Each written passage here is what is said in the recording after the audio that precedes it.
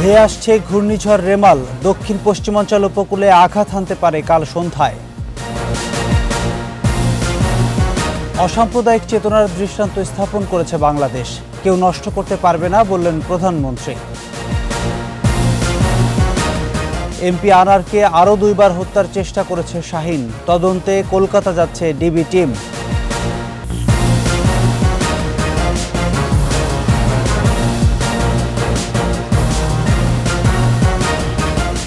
শুনছিলেন first security ইসলামী bank PLC সংবাদ শিরোনাম।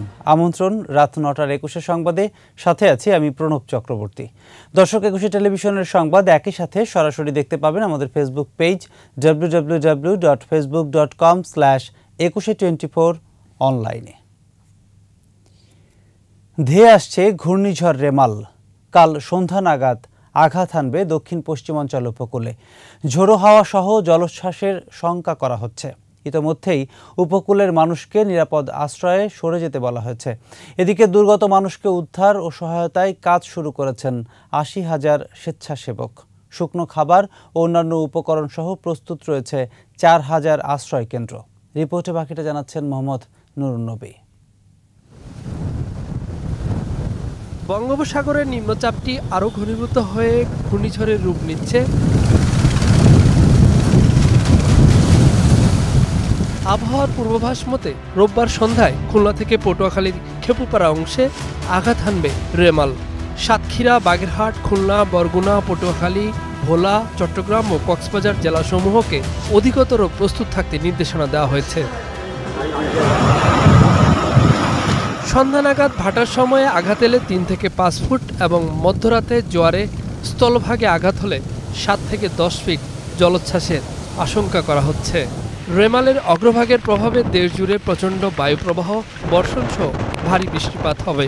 সর্বোচ্চ বৃষ্টিপাত হতে পারে 300 মিলিমিটার। সংকেত 1 নম্বর থেকে আমরা 3 নম্বরে চলে আসছি, যেহেতু উত্তর বঙ্গোপসাগর এখন দুর্যোগে আক্রান্ত হচ্ছে, আর যেহেতু এটা সাগরের একদম মধ্যভাগ দিয়ে আসতেছে, সুতরাং এটার ডানে বামে চতুর্দিকেই শক্তি সঞ্চয় করার জন্য যে পরিবেশ সেটা এখানে রয়েছে, তাতে রাত 9টায় এটা ঘূর্ণিঝড়ের রূপ নেওয়ার একটা মানে সিগনেচার বা সম্ভাবনা আমরা এখানে পাচ্ছি।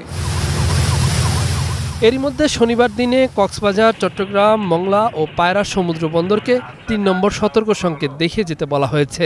ঘূর্ণিঝড় রেমাল উপলক্ষে সবাই সতর্ক থাকুন।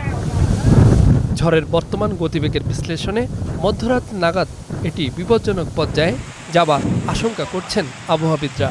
ভূমিধসের সংখ্যা বেশি থাকায় পাহাড়ি এলাকার মানুষকে সরে যেতে বলা হয়েছে। ভারী বর্ষণ, এখানে উইন্ড হতে পারে, এখানে জলোচ্ছ্বাস হতে পারে, সুতরাং এই ক্ষেত্রে আমাদের কোনো সুযোগ নেই অবহেলা করার, আমাদের অতি গুরুত্বের সাথে মানে কনসিডারেশনে নিতে হবে। সকল মাছ ধরার নৌকা ও ট্রলার সমূহকে অতি দ্রুত নিরাপদ আশ্রয়ে যেতে বলা হলো।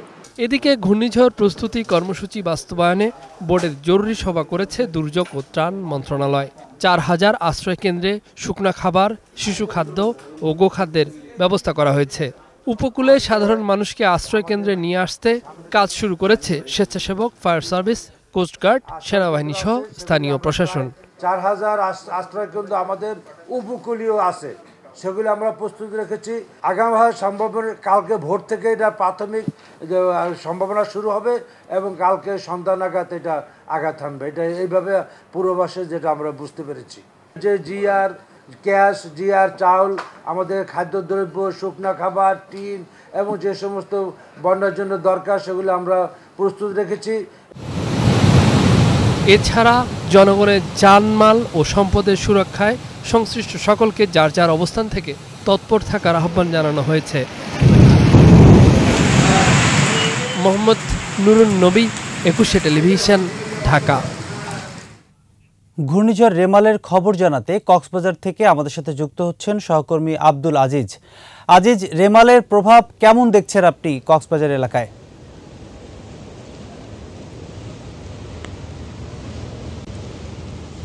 আপনি যেমনটি বলছিলেন, বঙ্গোপসাগরে সৃষ্ট গভীর নিম্নচাপের কারণে কক্সবাজারের সাগর খুবই উত্তাল রয়েছে এবং এখানকার যারা পর্যটক রয়েছেন তাদেরকে হাঁটুর পানির নিচে না যাওয়ার জন্য নির্দেশনা দেওয়া হয়েছে। এখানকার বিচ কর্মী এবং লাইফগার্ড কর্মীরা সবসময় মাইকিং করছে।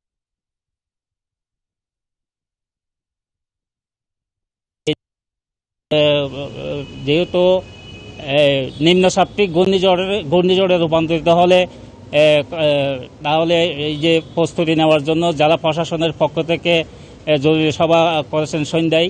ওই সবাই জেলা প্রশাসনের পক্ষ থেকে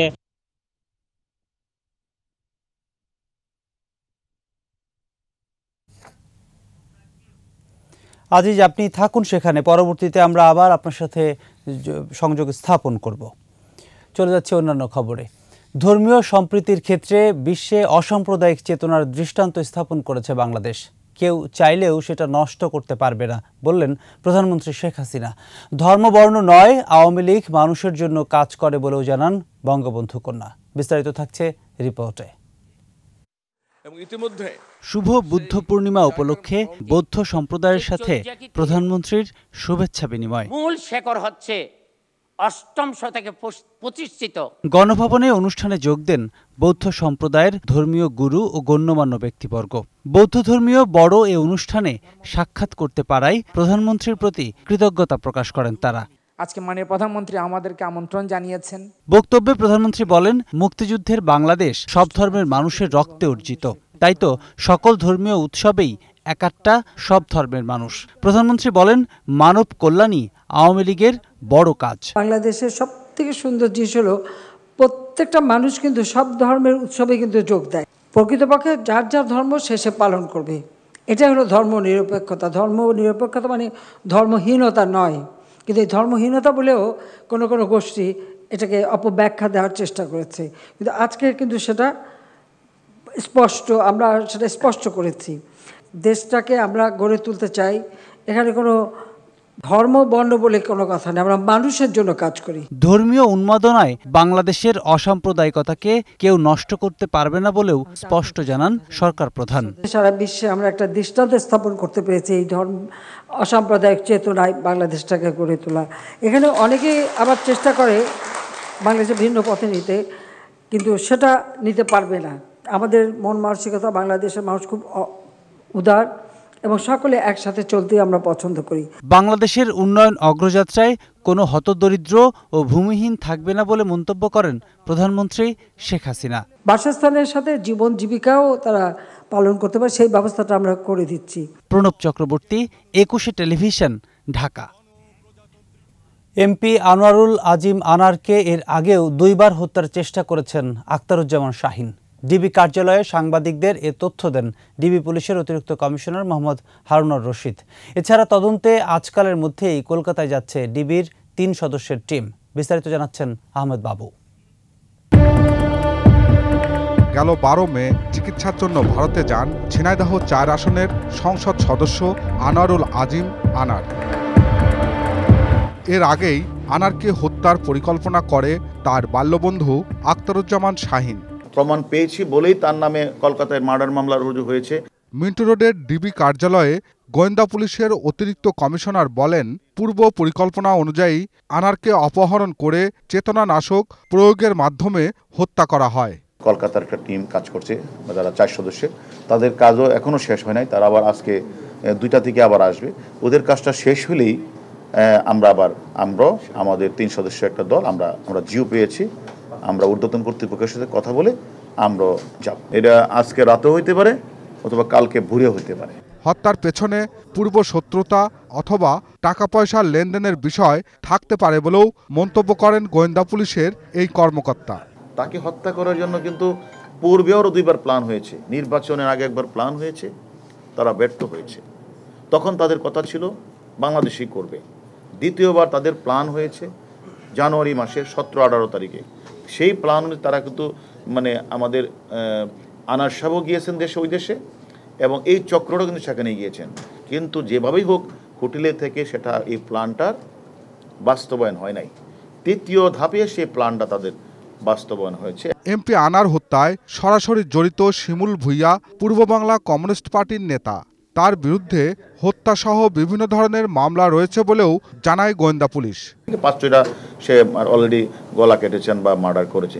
আহমদ বাবু, 21 টেলিভিশন, ঢাকা। দর্শক, ঘূর্ণিঝড় রেমালের খবর জানতে আমরা চলে যেতে চাই আবহাওয়া অফিসে। সেখানে আছেন আমাদের সহকর্মী পার্থ সারথী। পার্থ, নিম্নচাপ রেমালের কি পার্থ ওখানে যে খবর হচ্ছে, আমরা জানি যে আবহাওয়াবিদ আব্দুর রহমান খান ব্রিফ করছেন সাংবাদিকদের, আমরা একটু সে কথাগুলো শুনতে চাই। 25 মে 2000 সালে এখান দিয়ে এই অঞ্চল দিয়ে ঢুকে 9 সালের এই অঞ্চলে দিয়ে ঢুকেছিল। মানে আইলা এই মে মাসেই 25 মে ঢুকেছিল। এই যে রিমলে কিন্তু এই আজ 25 মে, সে কিন্তু আগামীকাল 26 মে বাংলাদেশ উপকূল এবং ওই একই উপকূল অতিক্রম করছে আর কি।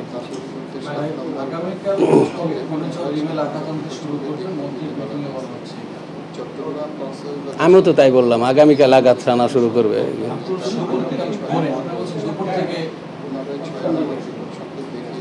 একটা সাইক্লোন কিন্তু অনেক বড় সিস্টেম, তাই না? একটা সাইক্লোনের কিন্তু বডি 500-600 কিলোমিটার পর্যন্ত হয়ে যায়। 500-600 কিলোমিটার মধ্যে মনে করেন 500-600 কিলোমিটার আগের যে অংশটা সে শুরু করে দিতে পারে প্রথম দিক দিয়ে, কিন্তু তার বডিটা আসতে ওই 600 কিলোমিটার অতিক্রম করতে পারে। তার যদি তার যে সামনের দিকে অ্যাডভান্স হওয়ার যে গতিবেগ যদি ঘন্টায় 20 কিলোমিটার, তাহলে মনে করেন 600 কিলোমিটার আসতে তার কত সময় লাগবে? তাহলে তো হচ্ছে সকাল থেকে শুরু করলেও কিন্তু তার ওটা কমপ্লিট করতে তাকে সন্ধ্যা লেগে যাবে। এটা কিন্তু তার একটা ছোট একটা জিনিস না, সে কিন্তু বড় একটা সিস্টেম। 500 কিলোমিটার বা 600 কিলোমিটার তার ব্যাস থাকে, তাই না? তার অ্যাডভান্স অংশটা যদি হয় পুরোটা পাস করতে কিন্তু তাকে অনেক সময় লেগে যায়। হ্যাঁ, দেখবেন আজকে রাত থেকে উপকূলে বিভিন্ন অংশে বৃষ্টিপাতের প্রবণতা আস্তে আস্তে বাড়তে থাকবে।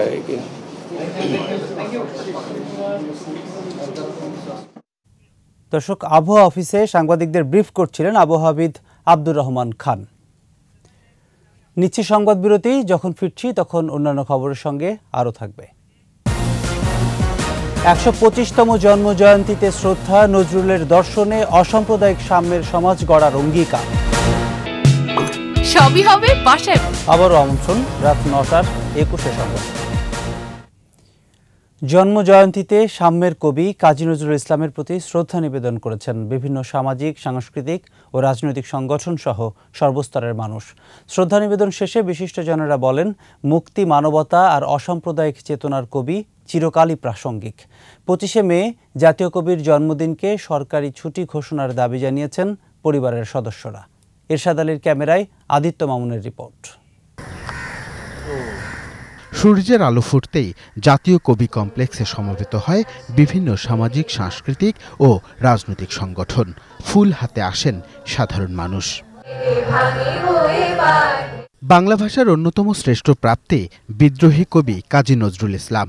125তম জন্মদিনে ফুলে ফুলে ছেয়ে যায় কবির সমাধি। নজরুলের আদর্শ আজও প্রেরণা বলে জানান বিশিষ্টজনেরা। তিনি অসাম্প্রদায়িক মানবতাবাদী একজন কবি, যিনি মানুষের মুক্তির জন্য কথা বলেছেন, মানুষের মুক্তির জন্য লিখেছেন। কবির যে সব গ্রন্থ সব কিছুর একটা ট্রান্সলেশন হোক, খালি ইংলিশে না। আমরা চাইবো এটা যত আরো ভিন্ন ভিন্ন ভাষায় যাতে ট্রান্সলেশন করা হয়। কবির সর্বজনীন সৃষ্টির আবেদন সব সময়ের জন্য প্রাসঙ্গিক বলে জানান কবি ও সঙ্গীত শিল্পীরা। চেতনাগতভাবে অন্তরের দিক থেকে অবিভক্ত বাংলার স্বপ্ন লালন করতেন। তার যে দর্শন, তার যে ভাবনা, সেটি যদি আমরা ধারণ করতে পারি, আমরা সত্যিকার অর্থে তার প্রতি আমরা শ্রদ্ধা জানাতে পারবো। কবির জন্মদিনকে ছুটি ঘোষণার দাবি পরিবারের। সকল বাঙালির কাছে যাতে কাজী নজরুল পৌঁছে যায়, সেই হিসেবেই আমি সবসময় এই দাবিগুলো করে এসেছি। শ্রদ্ধা জানিয়ে বিএনপি নেতা রুহুল কবির রিজভী জানান, গণতান্ত্রিক আন্দোলন সংগ্রামে নজরুল পাথেয় হয়ে থাকবেন। তার সমস্ত সাহিত্য সৃষ্টি আমাদেরকে উদ্বুদ্ধ করছে। নজরুলের আদর্শ সাম্প্রদায়িক শক্তির বিরুদ্ধে লড়াইয়ের প্রেরণা বলে জানান আওয়ামী লীগ সাধারণ সম্পাদক। সাম্প্রদায়িকতার বীজ বৃক্ষকে সমূলে উৎপাদিত করে অসাম্প্রদায়িক বাংলাদেশ গড়ব, সেটাই হবে নজরুলের প্রতি আমাদের শ্রদ্ধাঞ্জলি। Bangla academy, Nazrul institute, Nazrul academy, Udichi শিল্পী গোষ্ঠী সহ বিভিন্ন সংগঠন গান কবিতায় স্মরণ করে কবিকে। মানব মুক্তির কবি কাজী নজরুল ইসলাম ১২৫ বছর পরও বাঙালির মজ্জায় অস্থিমজ্জায় চিরজাগরুক। আগত সুধীজনরা বলছেন, নজরুলের দর্শন, চিন্তা, চেতনা তার সমগ্র সৃষ্টি সম্ভার যুগে যুগে পথ নির্দেশনা দেবে বাঙালিকে। কাজী নজরুলের সমাধিসৌধ থেকে আদিত্য মামুন, ২১শে টেলিভিশন, ঢাকা। শাহাদাত নামে নতুন জঙ্গি গ্রুপ তৈরি করে সদস্য সংগ্রহ করছে নিষিদ্ধ সংগঠন আনসার আল ইসলাম। রাজধানীর গুলিস্তান ও সাইনবোর্ড এলাকা থেকে শাহাদাত গ্রুপের প্রধান মোহাম্মদ ইসমাইল হোসেন সহ ২ প্রশিক্ষককে গ্রেপ্তার করেছে র্যাব। উদ্ধার করা হয়েছে বেশ কয়েকটি উগ্রবাদী বই। র্যাবের মিডিয়া সেন্টারে সংবাদ সম্মেলনে সংস্থাটির আইন ও গণমাধ্যম শাখার পরিচালক কমান্ডার আরাফাত ইসলাম জানান, নিষিদ্ধ জঙ্গি সংগঠন আনসার আল ইসলামের সক্রিয় সদস্য ছিলেন তারা। তবে সম্প্রতি আইন শৃঙ্খলা বাহিনীর তৎপরতায় নাম বদলে শাহাদাত নামে কার্যক্রম পরিচালনা করছিল। গোপনীয়তা রক্ষায় বিশেষ অ্যাপস ব্যবহার করত জঙ্গিরা। অস্ত্র চালানোর প্রশিক্ষণও দেওয়া হয়েছে অনেককে। এর সাথে শেষ করছি রাত ৯টার ২১ সংবাদ। যাবার আগে ফার্স্ট সিকিউরিটি ইসলামী ব্যাংক পিএলসি সংবাদ শিরোনামগুলো আরও একবার। ধেয়ে আসছে ঘূর্ণিঝড় রেমাল, দক্ষিণ পশ্চিমাঞ্চল উপকূলে আঘাত হানতে পারে কাল সন্ধ্যায়। অসাম্প্রদায়িক চেতনার দৃষ্টান্ত স্থাপন করেছে বাংলাদেশ, কেউ নষ্ট করতে পারবে না বললেন প্রধানমন্ত্রী। এমপি আনারকে আরও ২ বার হত্যার চেষ্টা করেছে শাহীন, তদন্তে কলকাতা যাচ্ছে ডিবি টিম।